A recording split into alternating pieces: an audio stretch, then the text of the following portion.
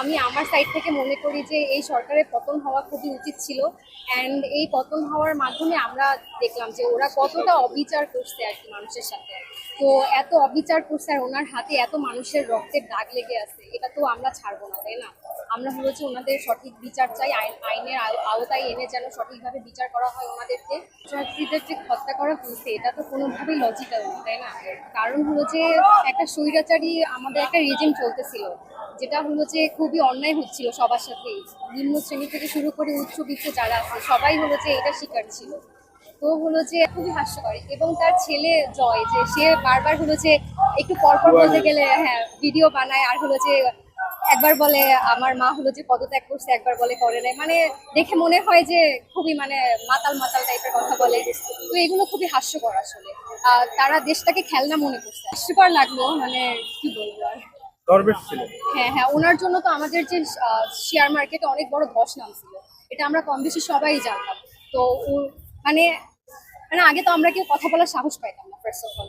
তো এই সরকার পতনের মাধ্যমে না আমরা এখন কথা বলার সাহস পাই। আগে ফেসবুক বা কোনো সোশ্যাল মিডিয়াতে আমরা কিছু বলারও সাহস পাইতাম না, বলতে গেলে হলো যে ভয় পাইতে হতো আল্লাহ যদি কিছু না কিছু হয়ে যায়।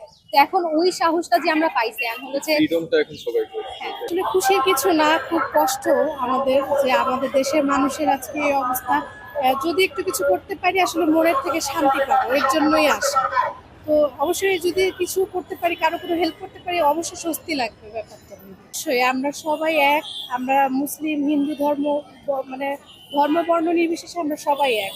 সবাই আমরা হাতে হাত ধরে আমাদের দেশকে উপরের দিকে নিয়ে যাব ইনশাল্লাহ, এটাই কামনা করি আমি আমাদের দেশের জনগণের কাছে। সবাই যদি আমরা হাতে হাত ধরে একসাথে এগিয়ে যাই, অবশ্যই বেশি দেরি লাগবে না। অনেকে দেখলাম যে বাচ্চাও নিয়ে এসেছে, বাচ্চারা জমানো কয়েন, তারপরে তার যে অনেক একটা মেয়ে দেখলাম যে তার কানের দুল বিক্রি করে আসতেছে। তো এই বিষয়গুলোকে কিভাবে দেখতেছেন? খুব খুশি লাগতেছে, আসলে এমন স্বাধীনতাই আমরা চেয়েছিলাম।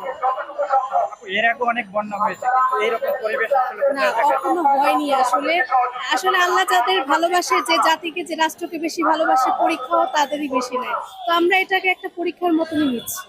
তো আলহামদুলিল্লাহ, আল্লাহর রহমতে আমরা অবশ্যই এই পরীক্ষাগুলো পার করে যাব। অনেক বাচ্চারা অসুস্থ হয়ে পড়ে, বা আসলে তাদেরকে কি দেওয়া উচিত, বা অনেক মেয়েদের কিন্তু অনেক স্যালাইন, জরুরি প্রয়োজন। হ্যাঁ স্যালাইন, স্যানিটারি প্যাডস, ন্যাপকিনস, এগুলো অবশ্যই দেওয়া উচিত বাচ্চাদের জন্য এই সময়। অনেকে এটাকে আবার বলতেছে যে আগে খাবার তারপরে মেয়েদের জিনিসপত্র, এই বিষয়গুলো আসলে কি?